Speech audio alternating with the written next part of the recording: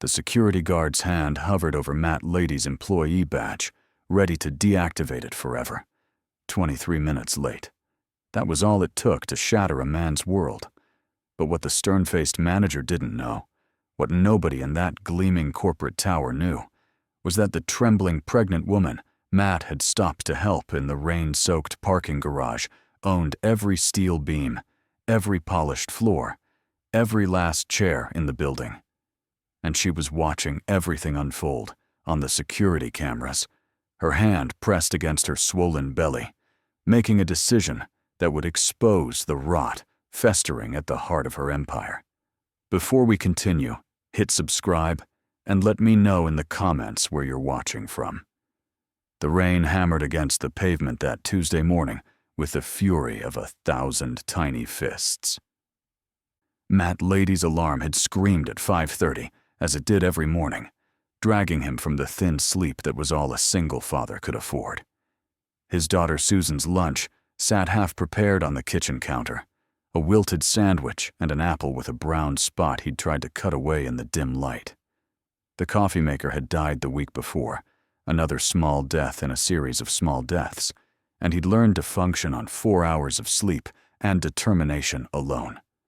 The highway stretched before him like a river of red taillights, each one representing another person racing toward their own survival.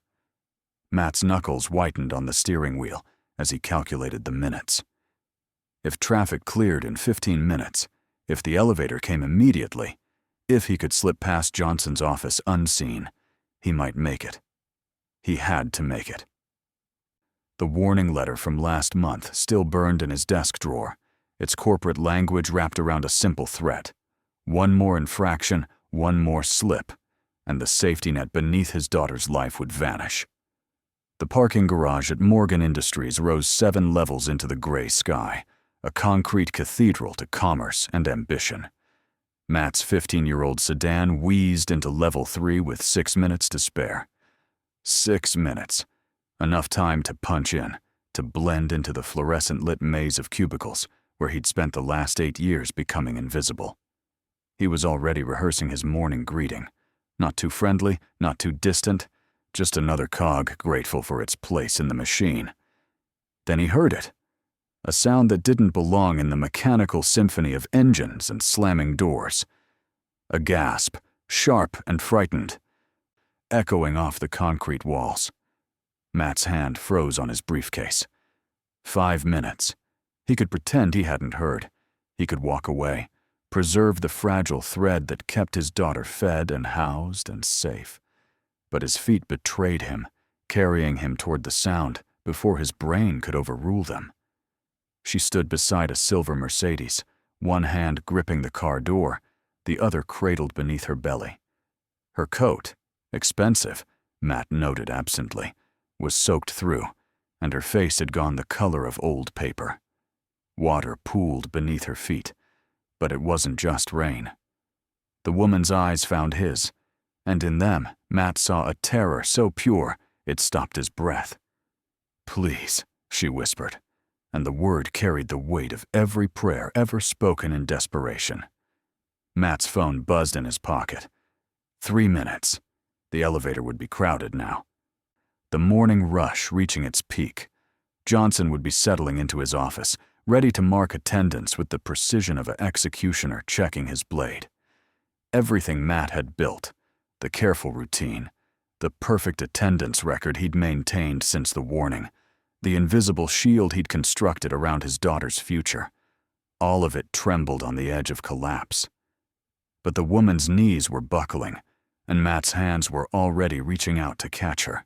The woman's body was heavier than Matt expected, solid with the reality of another life growing inside her. He guided her to sit on the concrete floor, the cold dampness seeping through his work slacks as he knelt beside her. His phone buzzed again. The company portal would be logging his absence now, each second ticking past like drops of blood from a wound. "The baby," she managed between shallow breaths. "Something's wrong." Matt's mind raced through the geography of emergency. The hospital was 15 minutes away, maybe 10 if he broke every traffic law. His phone felt like lead in his hand as he dialed 911, each digit a nail in his career's coffin.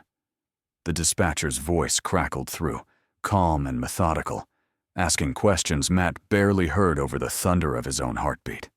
8 minutes late. 10 minutes late. 12. The woman's hand found his wrist, her grip surprisingly strong. Her eyes, hazel, he noticed, flecked with gold, searched his face with an intensity that made him want to look away.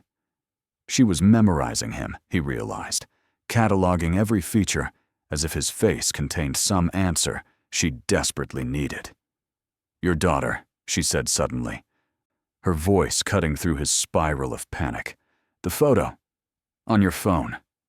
Matt glanced at his lock screen, where Susan's gap-toothed smile beamed up at him, frozen in a moment of pure joy he'd captured 6 months ago at her school play. She'd played a tree, standing perfectly still for 45 minutes, while other children delivered their lines. Afterward, she'd told him that trees were the most important characters because they witnessed everything. They remembered. "She's 7, Matt said, not knowing why he was telling this stranger, this woman whose medical emergency was currently destroying his life. "Susan. She wants to be a scientist." "You're going to lose your job," the woman said, and it wasn't a question. She'd seen him check the time, seen the fear that flickered across his face like heat lightning before he'd pushed it down and focused on her. "Because you stopped to help me." The ambulance sirens wailed in the distance, growing louder. 20 minutes late. The number pulsed in Matt's skull like a migraine. He thought about Susan's upcoming field trip, the permission slip that required a $30 fee he'd been saving toward, dollar by dollar. He thought about the rent increase notice that had arrived last week, the dental appointment she needed, the winter coat she'd outgrown. "What's your name?" the woman asked.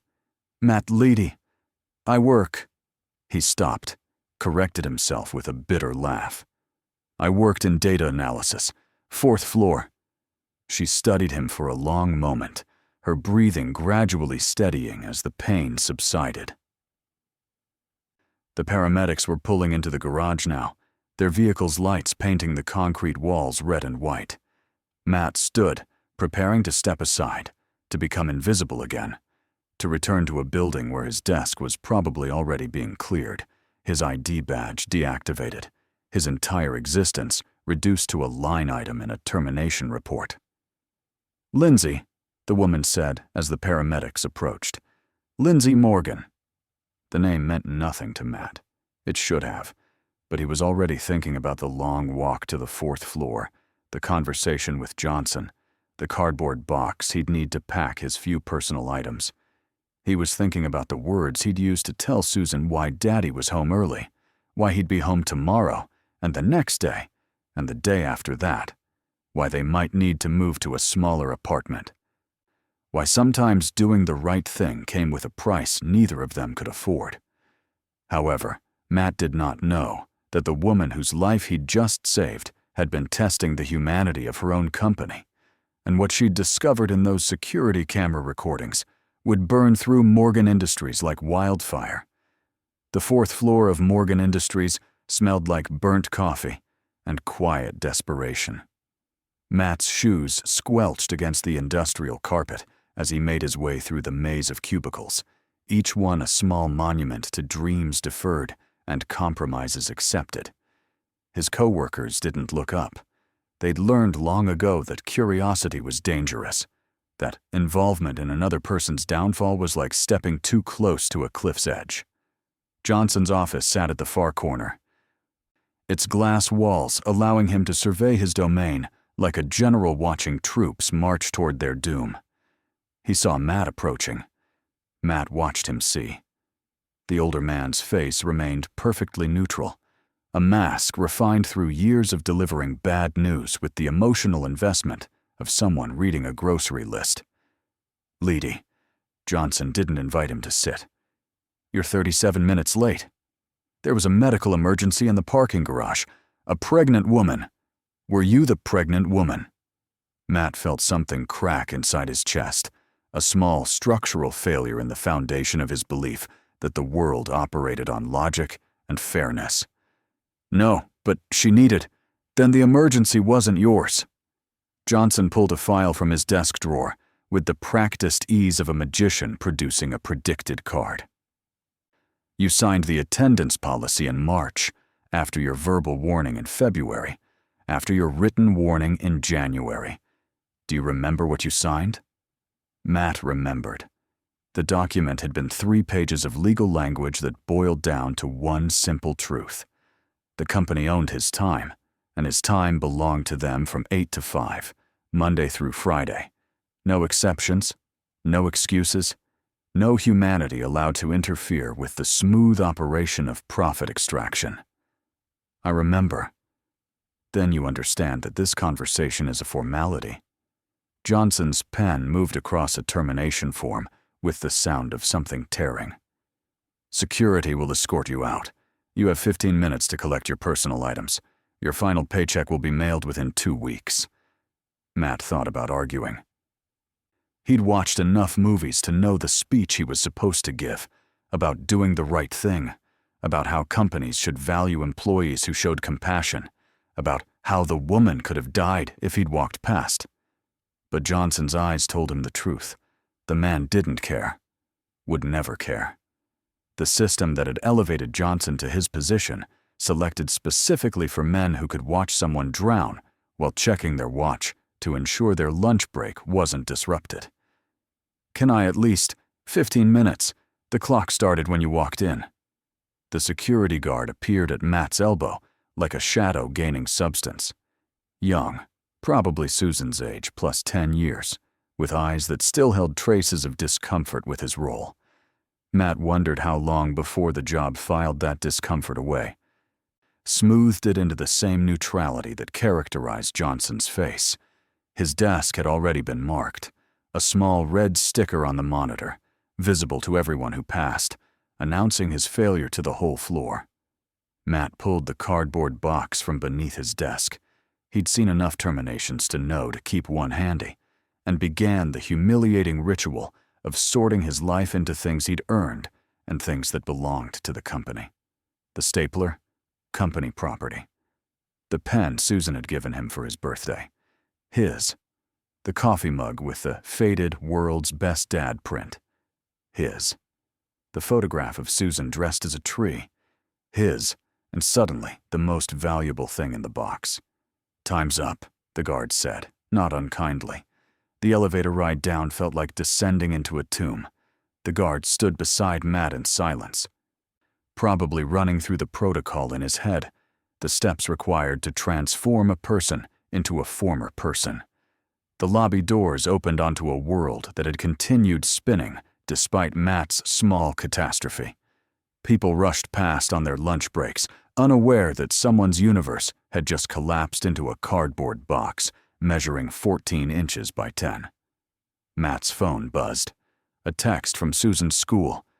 Don't forget the field trip permission slip and fee by Friday. The words blurred as he stared at them. Friday was 3 days away. The $30 might as well have been $3,000. He didn't notice the woman watching from the coffee shop across the street. Lindsay Morgan sat by the window, her hand still pressed against her belly, studying the man who'd sacrificed everything to help her. Beside her sat a laptop displaying security footage from the parking garage, and beneath it, a growing file of similar recordings, each one documenting another small cruelty, another human reduced to a number, another piece of evidence that the company her father had built had metastasized into something monstrous. But Matt had no way of knowing that his termination would become the catalyst for something larger than his personal disaster. Susan knew something was wrong the moment Matt picked her up from after-school care 3 hours early. Her father's smile was constructed from cheap materials, the kind that collapsed under the slightest pressure. She climbed into the car without speaking, her small hands folding and unfolding the corner of her backpack strap. "Did someone die?" she asked finally. her voice carrying the weight of a child who'd already learned that unexpected changes usually meant loss. "No, sweetie, nobody died." "Then why are you home?" Matt gripped the steering wheel, searching for words that would make sense to a 7-year-old, that wouldn't shatter the fragile security he'd been trying to maintain since her mother had walked out 2 years ago.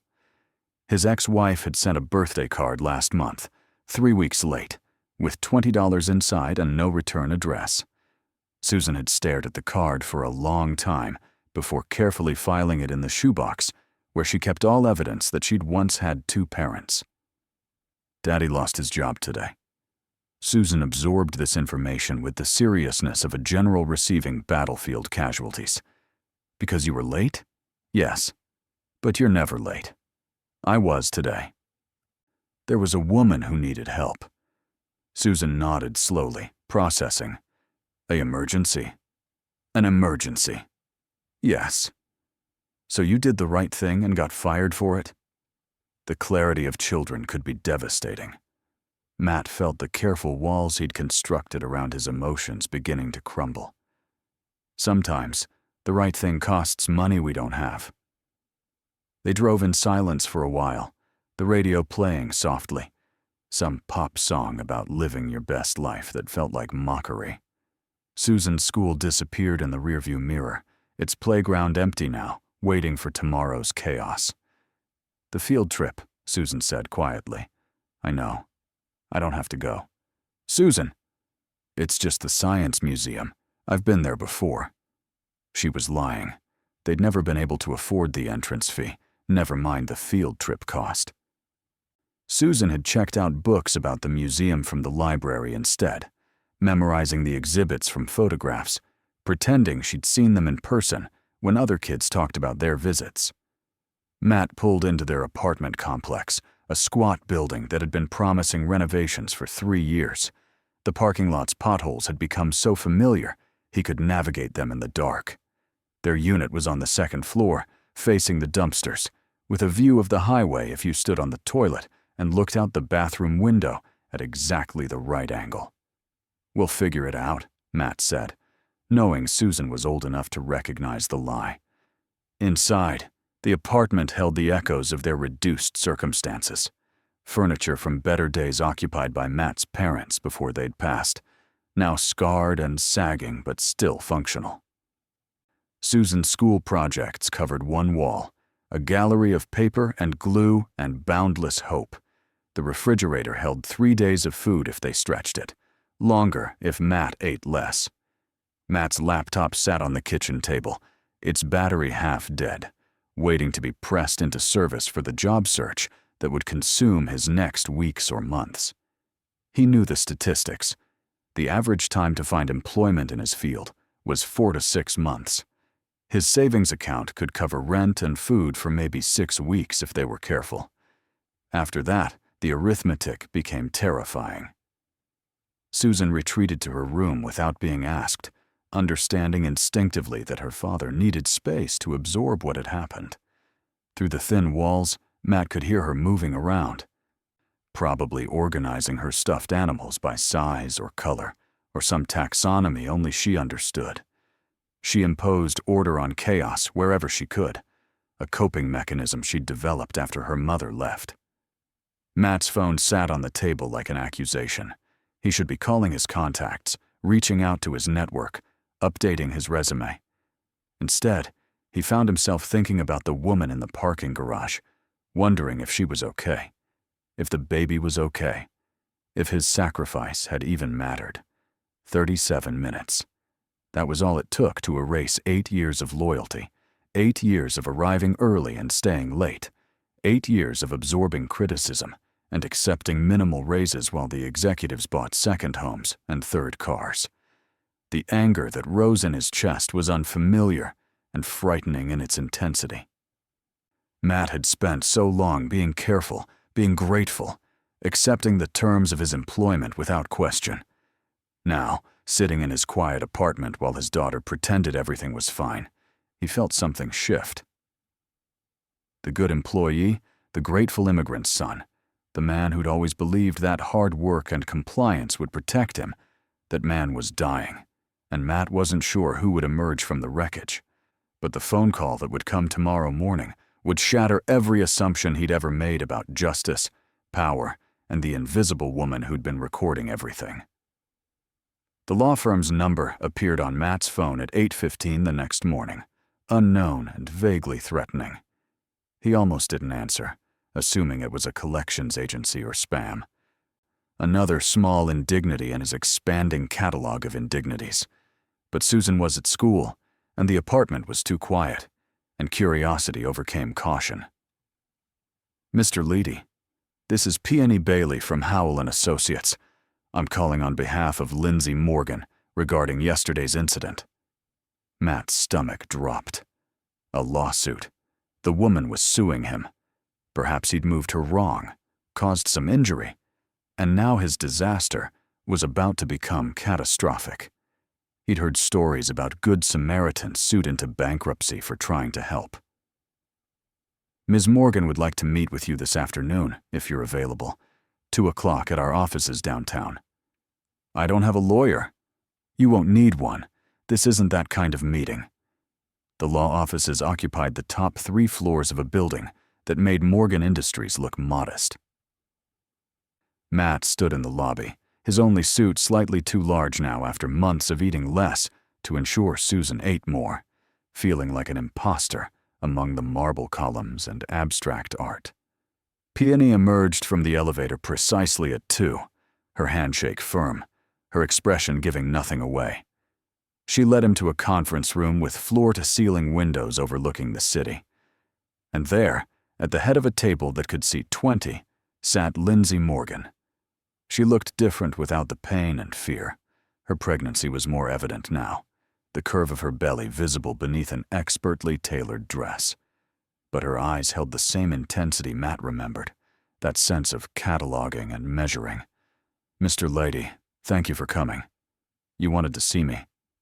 I wanted to thank you properly, and to apologize." She gestured to the chair across from her. "Please sit. This won't take long." Matt sat, his hands folded in his lap, waiting for the other shoe to drop. Rich people didn't summon fired employees to expensive law offices just to say thank you. "The baby's fine," Lindsay continued. "False labor, brought on by stress. The doctors say I need to reduce my workload, stop trying to do everything myself." A small smile played at the corners of her mouth. "I've never been good at delegating. I'm glad everything's okay." "Are you? Because you lost your job saving my life yesterday, Mr. Leidy. That's not okay." "It was my choice." "Was it?" Lindsay opened a folder on the table, sliding a document toward him. "This is your employment file from Morgan Industries. 8 years. Perfect attendance until 6 months ago. A daughter to support. And my company, my father's company, which I inherited when he died, fired you for being human." Matt stared at the document, his own employment history reduced to numbers and checkboxes. "You own Morgan Industries?" "Every conference room, every coffee maker, every parking spot where you found me yesterday." Her voice had gone cold. "I've been reviewing security footage and HR files for the past 3 months. Do you know what I've discovered, Mr. Leidy? My company has become a machine designed to extract maximum labor while providing minimum humanity. And yesterday, I watched you destroy your livelihood to help a stranger, while my management team demonstrated exactly the kind of cruelty I've been documenting." She pulled out more files, spreading them across the table like evidence at a trial. "John Rivera, fired for attending his son's emergency room visit. Maria Santos, terminated for being late after her bus broke down. Thomas Wright, let go after he requested family leave when his mother died. All within the past year. All from the same department. All under the same manager." Johnson's name appeared on multiple documents. Matt felt dizzy. "I've been invisible inside my own company," Lindsay continued, "using my late husband's surname instead of Morgan, working in different departments, observing, testing, seeing if anyone would help a pregnant woman in distress or if they'd all walk past to preserve their attendance records. "You were the 13th person to pass me yesterday morning, Mr. Leidy.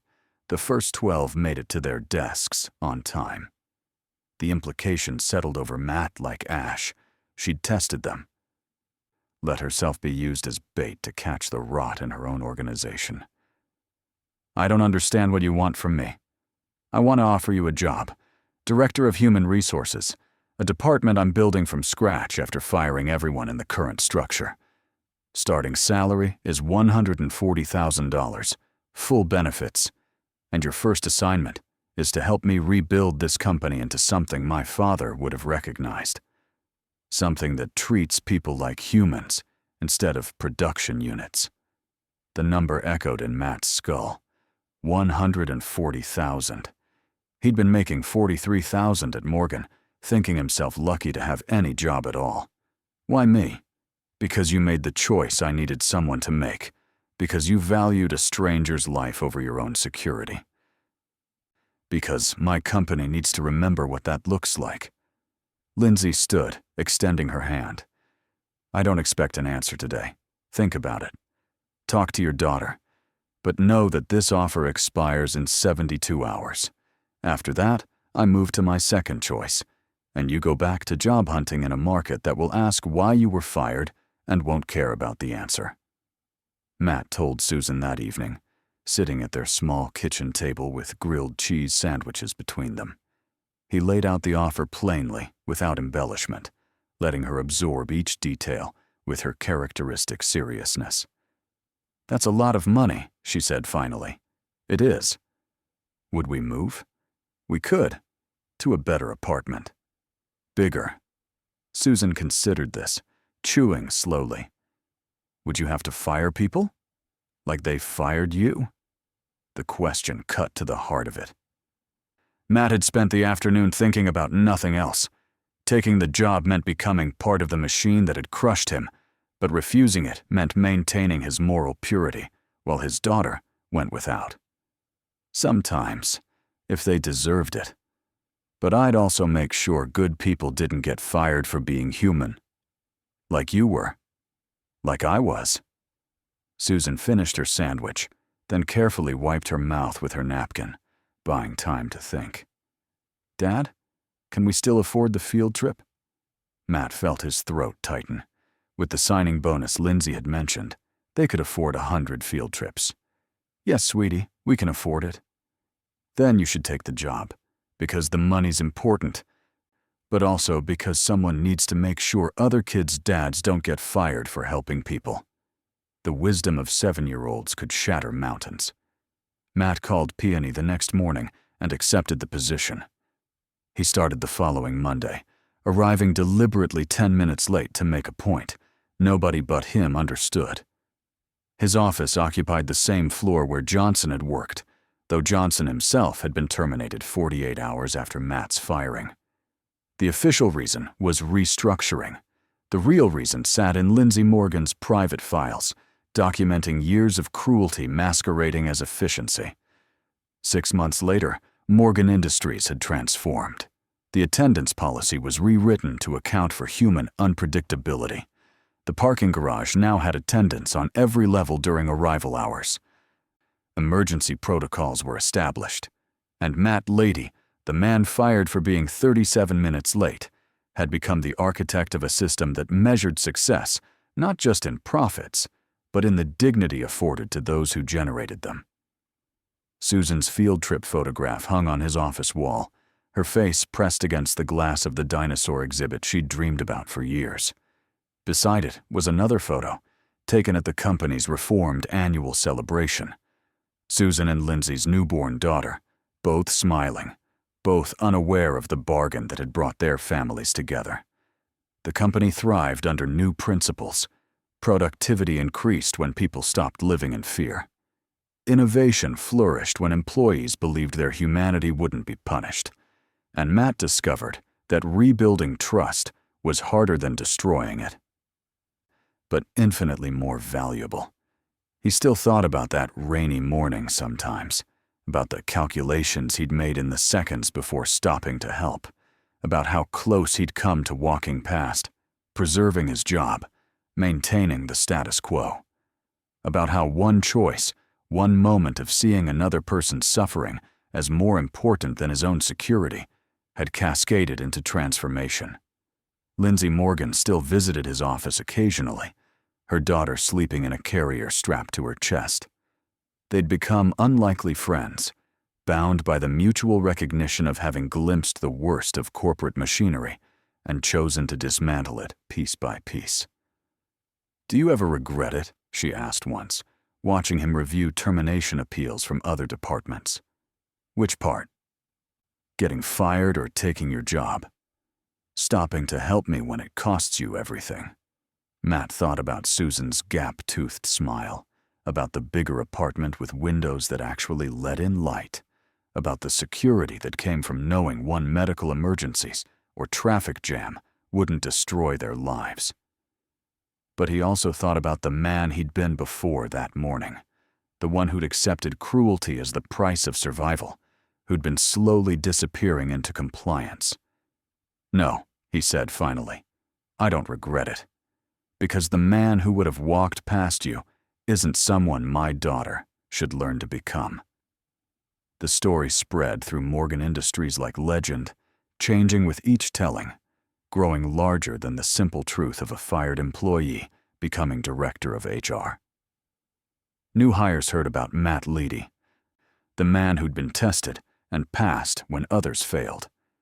They learned that the company valued the same quality in them, the ability to see past policy to humanity, to make space for the messy reality of human life within the machinery of commerce. And on rainy mornings, when Matt drove into the parking garage at Morgan Industries, he sometimes thought about the alternate timeline where he'd walked past the woman in distress, where he'd preserved his minor position and maintained his small life, where cruelty would have continued unchallenged because challenging it required sacrifice too steep for desperate men to afford.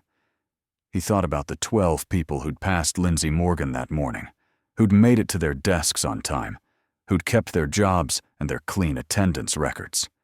He wondered where they worked now. Whether they ever thought about the choice they'd made, whether they knew that their failure to act had been the final piece of evidence that had burned down the old Morgan Industries and allowed something better to rise from the ashes. Matt's phone buzzed. A text from Susan. "Dad, my teacher says there's a kid in my class who doesn't have money for lunch. Can we help?" The question made him smile. She'd learned the lesson he'd tried to teach through his choices, that humanity wasn't a luxury to be afforded only when convenient, but a fundamental requirement for building a world worth living in. He typed back, "Yes, sweetie, we can help." And he thought, this is what redemption looks like, not in grand gestures or perfect endings, but in the daily choice to see other people's struggles as worthy of our sacrifice, to build systems that protect the vulnerable instead of punishing them, to remember that every policy, every rule, every corporate efficiency optimization affects someone's daughter, someone's future, someone's ability to believe that kindness still exists in the world. The rain continued falling outside. Someone's emergency was unfolding somewhere. And Matt Leidy, former data analyst, former fired employee, now director of human resources, had built a company where stopping to help wouldn't cost everything anymore, where being human was finally, mercifully, allowed.